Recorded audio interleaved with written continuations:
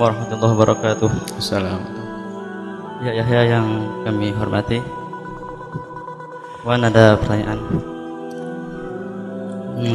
Masalah bid'ah ya, kami belum paham Kitab bid'ah. bid'ah. Ketika kita mengikuti pendapat ulama yang membagi bid'ah itu bagi dua, bid'ah sayyah dan hasanah, itu kriteria gimana? Kemudian kenapa kebanyakan dari fuqaha mengatakan seperti sholat raghaib, sholat nisfu Sya'ban, juga doa-doa yang dibaca ketika membasuh anggota wudhu itu kenapa mengatakan bid'ah yang saya? Demikian. Assalamualaikum warahmatullahi wabarakatuh. Yang pertama, masalah bid'ah itu bisa dilihat di salah satu CD yang sudah beredar, Sunnah dan Bid'ah. Cuman kalau sudah ditanyakan, bid'ah itu secara bahasa adalah sesuatu yang baru. Sesuatu yang baru adalah bid'ah. Kalau hari ini ada, kemarin nggak ada, itu bid'ah baru. Sesuatu yang baru yang dihadirkan, kullu muhdats, segala yang baru itu bid'ah. Cuman tidak semuanya bid'ah adalah jelek, karena riwayat sahih dari Sayyidina Umar bin Khattab. Sayyidina Umar bin Khattab pernah mengomentari sholat berjamaah di malam bulan Ramadan dengan maraknya para jamaah. Sayyidina Umar mengatakan, ni'mal bid'atu hadhihi, sebaik-baik bid'ah adalah ini adalah sanjungan. Dan sepakat orang yang ngerti syariah Nabi Muhammad mengetahui bahwasanya Sayyidina Umar waktu itu menyanjung begitu indahnya perkumpulan orang-orang yang beriman yang berkumpul melakukan sholat tarawih yang semula hanya kelompok-kelompok, kemudian dikumpulkan kepada Sayyidina Ubay bin Ka'ab. Kemudian setelah itu Sayyidina Umar melihat maraknya sholat itu, lalu beliau berkomentar, sebaik-baik bid'ah adalah ini. Bagaimana makanya nikmat, sebaik-baik bid'ah adalah ini. Dari ini menunjukkan bahwasanya ada bid'ah yang baik. Akan tapi di saat kita bicara tentang hadis Nabi sallallahu alaihi wasallam tentang kullu muhdatsatin bid'ah wa kullu bid'atin dhalalah, kullu dhalalatin finnar, Nabi menyatakan pakai kullu bid'atin, semua bid'ah adalah sesat, dhalalah, wa kullu dhalalatin finnar, segala sesuatu kesesatan adalah di neraka. Maka para ulama menjelaskan di sini bid'ah yang dimaksud oleh Rasulullah itu apa, sehingga perlu namanya bid'ah syar'iyah. Ada bid'ah lughawiyah dan bid'ah syar'iyah. Yang dikatakan oleh Sayyidina Umar bin Khattab adalah bid'ah lughawiyah. Secara bahasa hal yang baru, ada yang baik, ada yang buruk. Kalau bid'ah syar'iyah, bid'ah secara syarak semuanya adalah dhalalah, seperti yang disabdakan Rasulullah, kullu bid'atin dhalalah, bid'ah syar'iyah. Tapi kalau menurut bahasa, pembagian bid'ah jelas ada bid'ah. Para imam bagi bid'ah adalah hasanah. Secara bahasa ini adalah hal yang baru. Akan bid'ah sesuai hadis Nabi, kullu muhdatsatin bid'ah wa kullu bid'atin dhalalah wa kullu dhalalatin finnar. Ini harus kembali apa yang dimaksud Rasulullah dengan kullu bid'atin dhalalah, kullu muhdatsatin. Apakah semua yang tidak dilakukan oleh Rasulullah adalah bid'ah, yang dhalalah, yang finnar? Ini harus, kalau memang semua yang tidak dilakukan Nabi Muhammad adalah bid'ah, dhalalah dan finnar, alangkah banyaknya bid'ah yang kita lakukan. Ada yang buru-buru membagi, ya kalau urusan ibadah saja ini, kalau bukan ibadah maka tidak dikatakan bid'ah dhalalah. Ini termasuk orang yang paling unik, belum apa-apa sudah membagi. Mana Nabi menjelaskan kullu bid'atin fid dunya atau kullu bid'atin fid dini? Nabi tidak membedakan antara bid'ah fid din di dalam urusan agama atau fid dunya urusan dunia. Nabi bilang kullu bid'atin. Mestinya kalau pakai tafsir menjelaskan kullu bid'atin, apakah itu dunyawiyah atau ukhrawiyah, diniyah atau dunyawiyah, adalah dhalalah. Mestinya begitu. Maka para ulama memahami daripada tek-tek hadis-hadis Nabi, sementara dipadu lagi dengan man sanna fil islami sunnatan hasanat. Loh, ini kurang lebih nih. Sesaat mengatakan kullu bid'atin dhalalah, segala yang baru adalah sesat. Tapi Nabi tiba-tiba berkata man sanna, barang siapa yang membuat. Loh, ini gimana? Hanya kalimatnya beda. Sanna fil islami sunnatan hasanatan, maka di dalam Islam ada sunnah hasanah, maka falahu ajruha wa ajru man amila biha, maka orang tersebut mendapatkan pahala, dan pahala orang yang mengamalkan satu program kebaikan yang tidak pernah ada pada Nabi, kemudian dibuat oleh orang tersebut, banyak pengikutnya, dia pun mendapatkan pahala. Nah, ini contohnya apa? Man sanna fil islami sunnatan hasanatan. Jangan dikatakan ini sunnah Nabi. Jadi sunnah Nabi yang baik. Lah, ini termasuk salah satu pensarah dari Saudi. Maka sunnah Nabi yang baik. Dia nggak sadar, berarti dia akan ngomong setelahnya sunnah Nabi yang jelek. Astagfirullah, kafir dia sebetulnya. Dia mensyarahi, lihat, sunnah Nabi hasanah, sunnah nabawiyah al-hasanah, as-sunnah an-nabawiyah. Ini adalah sunnah Nabi yang bagus. Man sanna fil islami sunnatan hasanatan. Nggak sadar di bawahnya adalah lanjutan. Man sanna fil islami sunnatan sayyi'atan. Ada sunnah Nabi yang jelek. Artinya kalau orang membuat satu program yang jelek, kemaksiatan, perkumpulan yang mengundang kepada kemurkaan Allah dimulai, maka terus dilakukan oleh orang yang datang setelahnya, maka dia mendapatkan dosa itu. Digabungkan para ulama itu melihat hadis begini, ternyata kalau diamati tidak semua yang baru ternyata jelek, buktinya ada yang baru disanjung. Dan ini urusan apa saja, segala yang baru bermanfaat, mengundang kebaikan, termasuk diantaranya contoh, jika ada orang berkumpul di gardu di perempatan jalan, kemudian setelah berkumpul di situ ada orang yang joget, goyang pinggul segala macam, diadakan di setiap tahun apa begitu, marak tahun itu, sehingga dicatat oleh kepala desanya bahwasanya ini acara menarik, ramai, akhirnya terus dijalankan setiap tahun sampai 1000 tahun. Berarti yang membuat ini mendapatkan dosa karena dia yang meletakkan pertama, karena masanna sunnatan jelek, berkumpul. Tapi kalau ada orang tiba-tiba kebalikannya, ini berkumpul atau maksiat. Kalau ada orang ngumpulin orang, ini orang pada main gak karu-karuan, keliaran sana sini. Sudahlah, akan saya kumpulkan di lapangan setiap hari apa? Hari Jumat deh. Saya kumpulkan hari Jumat, biar di situ ada satu orang ngasih tausiah, kemudian sambil zikir, apakah baca istighfar atau sholawat, kumpul. Tak taunya apa? Menarik, kata kampung sebelah. Dilaksanakan terus. Berarti dia membuat sesuatu yang baik, menghentikan kemungkaran. Berarti ini sanna fil islami sunnatan hasanatan. Ya, ini kasusnya kayak begini. Tapi lihat, bagi orang yang buta tiba langsung ini bid'ah, Nabi tidak pernah ngajari kita kumpul seperti itu. Siapa yang nyuruh sholawatan bareng-bareng begini? Ini gitu. Dari mana ente? Begitu mudahnya orang mengatakan bid'ah. Makanya perlu definisi. Bagaimana bid'ah itu? Apa itu definisi bid'ah? Ini panjang sekali kisahnya. Bid'ah, orang mendefinisikan bid'ah macam, ada belasan definisi bid'ah. Ada sebagian mengatakan bid'ah itu yang tidak pernah dilakukan Nabi adalah bid'ah. Oh bukan, salah itu. Bukan itu definisi. Yang tidak dilakukan Nabi tidak semuanya bid'ah. Yang tidak dilakukan Nabi tidak semuanya bid'ah. Banyak tidak dilakukan Nabi tapi dilakukan oleh para sahabat Nabi, para ulama. Kemudian apa kalau begitu? Kalau bikin contoh terlalu banyak, contoh buat contoh apa? Memangnya yang kita lakukan ini semuanya ada pada zaman Nabi SAW. Memangnya maksudnya Pak, kita harus persis, nggak mampu kita. Sunnah Nabi kita harus gini-gini. Sekarang aja yang katanya anti bid'ah tiba-tiba witir ya doanya panjang. Memangnya Nabi pernah mengajarkan itu ibadah loh ya. Coba witir yang ada di Mekah itu kan panjangnya, sepanjang-panjangnya. Memang Nabi pernah mengajari itu? Ya, itu kan tidak ada aturannya. Memang betul itu tidak bid'ah. Biarpun itu nambah urusan ibadah, mestinya kalau urusan doa witir adalah Allah mahdini fiman hadain, selesai. Tapi doa panjang lebar sampai ke sana kemari, ya. Itu juga ibadah. Ayo, tidak dikatakan bid'ah. Jangan sampai kita mengatakan bid'ah karena saya tidak senang maka saya katakan bid'ah. Kalau saya senang tidak bid'ah, itu hawa nafsu. Jadi ada definisi bid'ah itu kayak apa? Ulama mendefinisikan bid'ah bermacam-macam. Di antara yang mengatakan bid'ah itu thariqatun fid dini, dikhususkan kepada agama, bukan urusan dunia. Di urusan agama, kenapa? Karena pembahasan adalah agama untuk dihukumi bid'ah. Kalau selain itu adalah halal haram.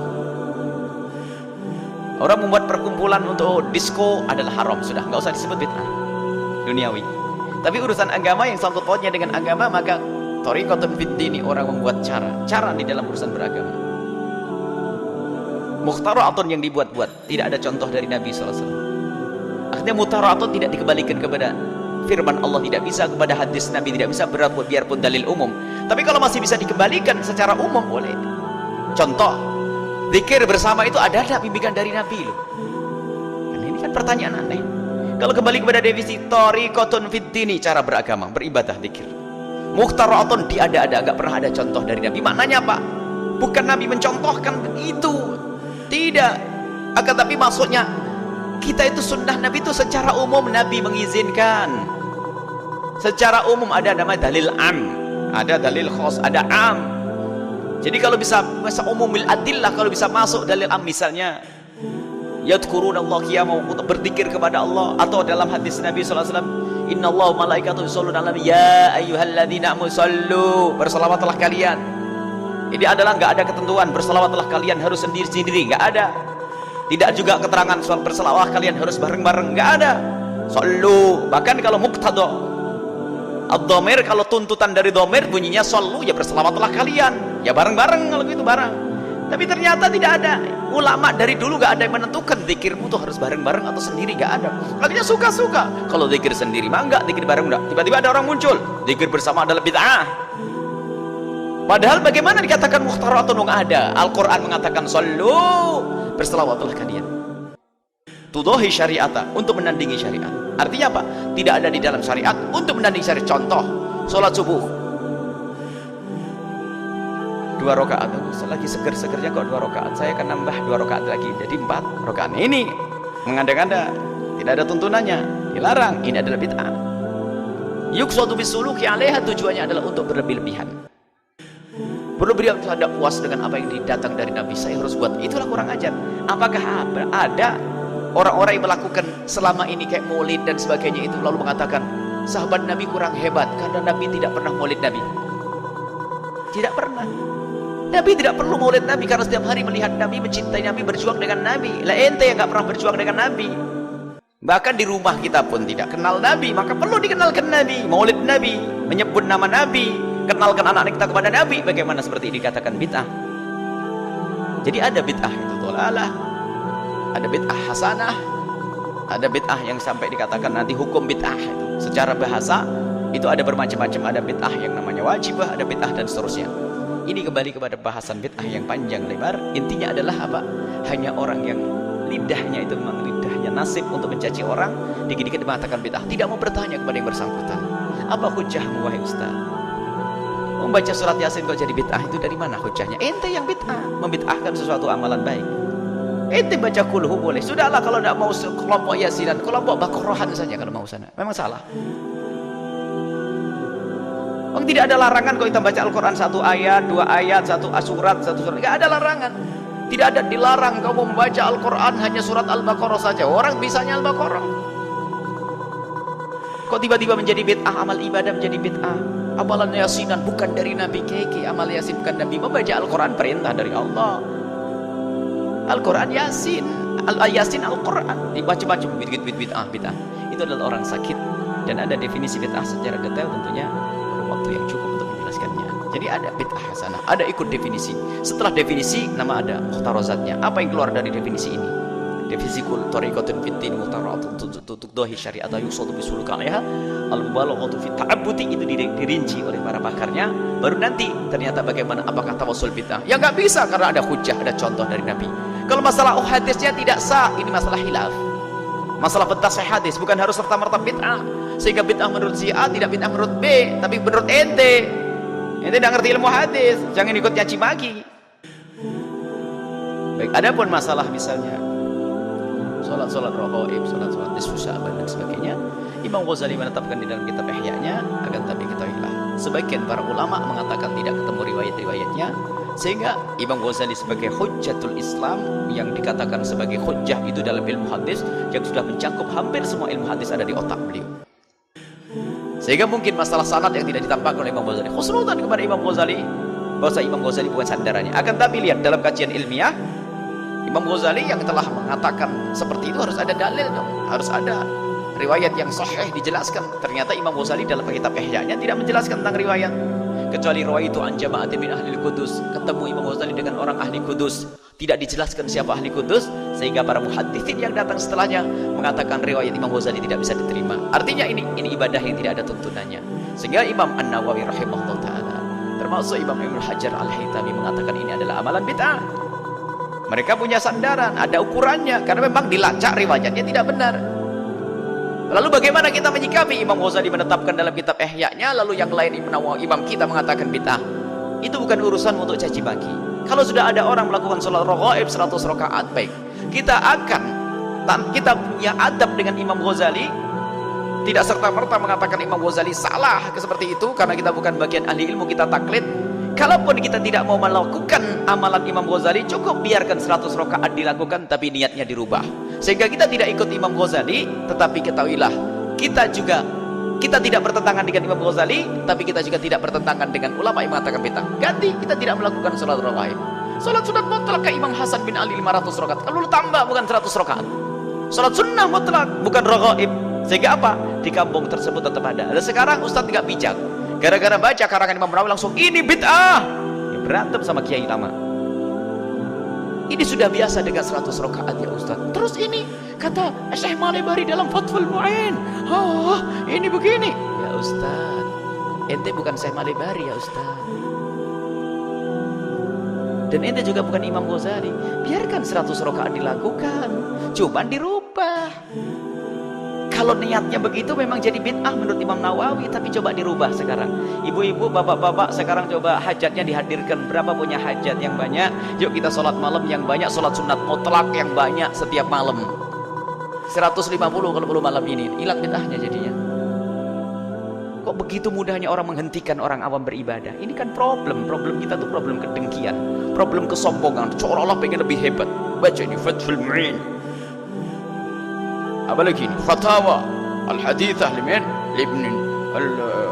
Ibnu Hajar. Ya Ustaz, ulama tidak satu. Jika ada pertentangan ulama, ente jangan memperuncing. Ente ambil kira-kira yang paling cocok untuk orang awam seperti apa. Ini yang sudah mulai berlebihan gitu, ente. Karena bahtul masail biasanya. Ente mau ribut ini. Gara-gara suka bahtul masail, mulai dari mencaci kawanmu, mencaci ulama ente. Ini kita perlu adab. Kita tidak pernah mengatakan sholat, kita tidak pernah melakukan sholat raghaib, tapi nisfu Sa'ban tetap berjalan dengan amalan yang lain. Tidak ada sholat raghaib, tidak ada sholat nisfu Sa'ban, mohon maaf. Tapi sholat yang lain, yang mulai sholat tasbih, sholat ini sebanyak-banyak, kalau perlu 1000 rakaat. Tapi kita juga tidak berani mengatakan atas dasar perkataan Malebari itu bid'ah. Jangan katakan seperti itu. Jadi ada bagaimana sesuatu bid'ah menjadi tidak bid'ah. Termasuk dalam transaksi dari riba menjadi tidak riba adalah urusan niat. Dalam transaksi amalan menjadi tidak bid'ah karena niat, dirubah dong. Baik, itu adalah. Kemudian masalah wudu, tidak ada riwayat dari Nabi SAW. Kalau kita mengatakan bahwasanya doa mengusap tengkuk, doa membasuh tangan, kalau kita nisbatkan kepada Nabi hukumnya haram. Itu bid'ah kalau kita nisbatkan kepada Nabi. Kalau kita berdoa tanpa kita nisbatkan ke Rasulullah, tidak bid'ah. Sebab doa dianjurkan setiap saat. Beda di sini. Imam Ghazali mendatangkan dalam Bidayatul Hidayahnya doa, sementara yang lain mengatakan, Imam Nawawi mengatakan ini bid'ah doa ini kalau dikatakan dari Nabi. Jadi kita doa, ya Allah, boleh kita waktu basuh wujud, nggak usah pakai itu. Jangan dikatakan dari Nabi, ya Allah, bersihkan mukaku nanti di surga ya Allah. Ya Allah, basuh saat, jauhkan tanganku dari mencuri ya Allah. Siapa yang melarang? Tapi jangan ngomong doa ini dari Nabi. Kalau kita mengatakan doa ini dari Nabi, makanya ini adalah iftira Allah ar-Rasul ketiba, dusta atas nama Nabi. Falyatabawa maq'adahu minan nar. Cukup berdoa, doa apa saja, sesuap nasi doa boleh, tetap bismillah ya Allah, semoga doa, gini doa kapan saja boleh. Jadi kita bisa jelaskan dan bisa jelentrehkan sehingga kita tidak mudah masuk di dalam caci maki kepada orang lain. Allah a'lam bishawab.